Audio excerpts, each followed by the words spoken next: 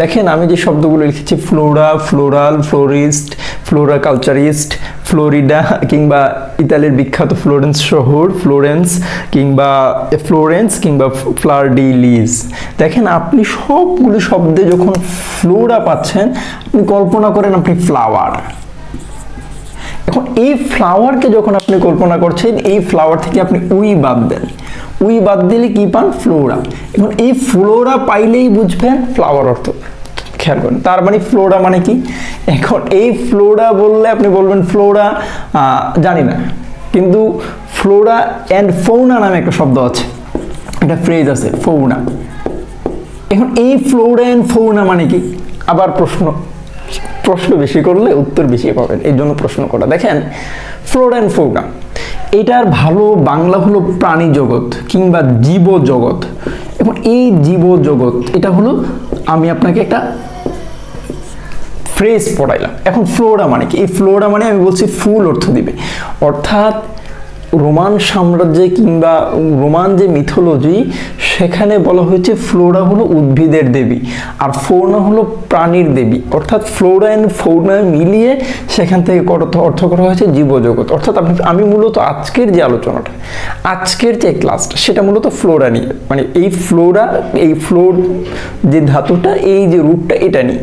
আপনি দেখেন এই ফ্লোর পাইলে আপনি বুঝবেন ফ্লাওয়ার অর্থ দেয়। এখন আপনি ফ্লোরা বুঝেছেন, এখন এই ফ্লোরা তার মানে কি?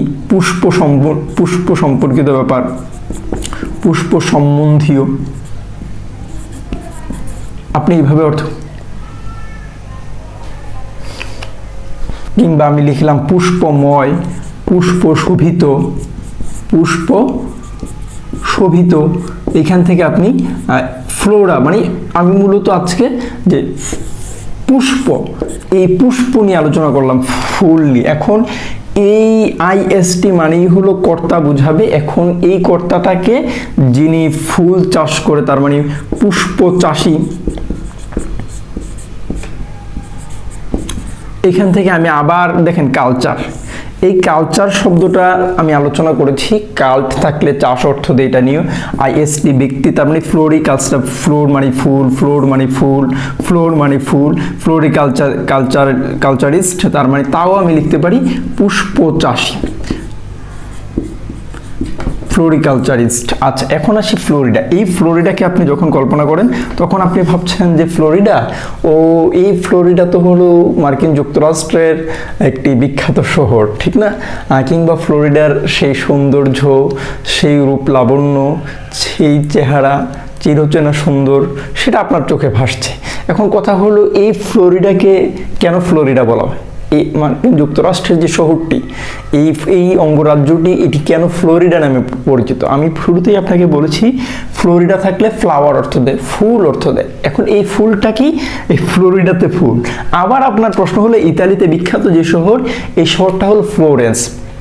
কিন্তু এই ফ্লোরেন্স শহরের উন্নয়ন কিংবা ফ্লোরেন্স শহরের সৌন্দর্য কিংবা ফ্লোরেন্স শহরের যে অর্থনৈতিক যেই উন্নয়ন কিংবা কনস্ট্রাকশনাল ডেভেলপমেন্ট, সেটা আপনাকে খুব মুগ্ধ করে। তাহলে এই ফ্লোরিডা এবং এই ফ্লোরেন্স, এই দুইটাকে কেন ফ্লোরেন্স এবং ফ্লোরিডা নামকরণ করলো? প্রশ্ন দেখেন, এইটার উত্তর আছে। অর্থাৎ আপনি কল্পনা করেন কিংবা বাস্তব ইতিহাস হলো, ফ্লোরিডা শহরটি যখন প্রথম কোনো ব্যক্তির আগমন ঘটে, ওই ব্যক্তিটি ছিল মূলত একজন স্প্যানিশ। ওই স্প্যানিশ যে অভিযাত্রী পন্স দে লিওন, এই পন্স দে লিওন যখন এই ফ্লোরিডায় আসেন, স্প্যানিশ অভিযাত্রী পন্স দে লিওন, তিনি আসার পরে দেখলেন যে এই জায়গাটাকে মূলত ফুলের রাজধানী বলা হয় তখনকার সময়, তো ফুলের স্বর্গভূমি বলা হয়।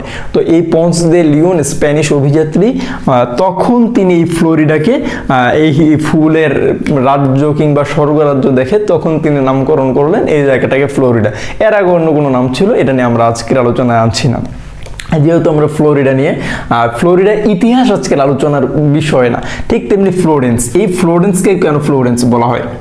এই ফ্লোরেন্সকে ফ্লোর মানে ফ্লাওয়ার, ফ্লোর মানে কি ফ্লাওয়ার, এই ফ্লাওয়ারটাকে ফ্লোরেন্স বলা হয় কারণ হলো ইতালিতে আপনি চিন্তা করে দেখেন একটা সময় ইউরোপে যখন অর্থনৈতিক উন্নয়নের একটা বিকাশ শুরু হয় তখন আমরা ইতালির যে রাজধানী রোম, সে রোমকে আমরা বলি রোমান সাম্রাজ্যের রাজধানী।